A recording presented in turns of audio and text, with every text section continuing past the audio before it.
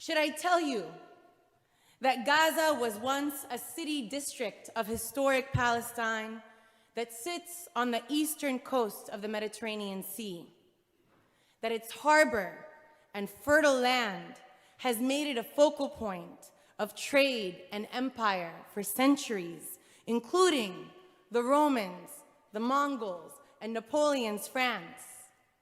that prior to 1948, the Gaza district contained almost 90 towns and villages. It was 38 times larger than the current 140 square mile strip, making it the largest district in mandatory Palestine until Zionist militias destroyed a majority of these towns.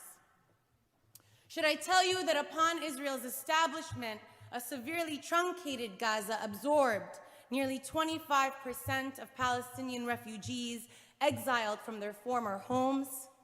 increasing its population from 80,000 to 280,000, that number has grown to 2.2 million today, who are predominantly refugees and children, dependent on food aid for survival. Do I explain to you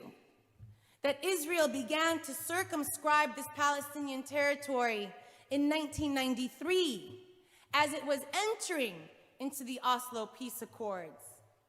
That it began a process of de-development, isolation, containment of Gaza with the intent to make it a Palestinian statelet and to instead focus on annexing the West Bank, whose land it coveted and whose natives it also sought to remove? In this context, I can tell you that Israel imposed a land siege and a naval blockade, hermetically sealing this coastal enclave, placing it on a subsistence diet just above starvation, relegating it to conditions of bare life, and then systematically pummeling it with advanced weapons technologies in a bid to take the land without the people, to achieve in Gaza by warfare what it seeks to do in the West Bank through martial law, in East Jerusalem through administrative law, and throughout historic Palestine through civil law. Or should I speak to you as an attorney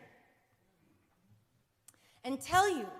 that when Israel withdrew its settlers and military infrastructure in 2005, that it maintained its effective control over the population registry, the skies, the underground water sources, the electromagnetic spheres, all points of ingress and egress, and thus remains in occupying power with the duty to protect its civilians? That Israel has no right to self-defense against territory that it occupies.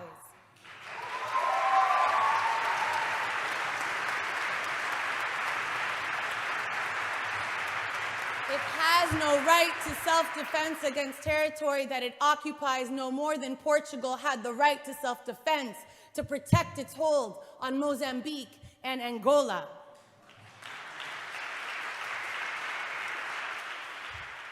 Should I explain that people fighting against colonial domination, alien occupation, and racist regimes, Palestinians have a right to use armed force so long as it's regulated by the laws of war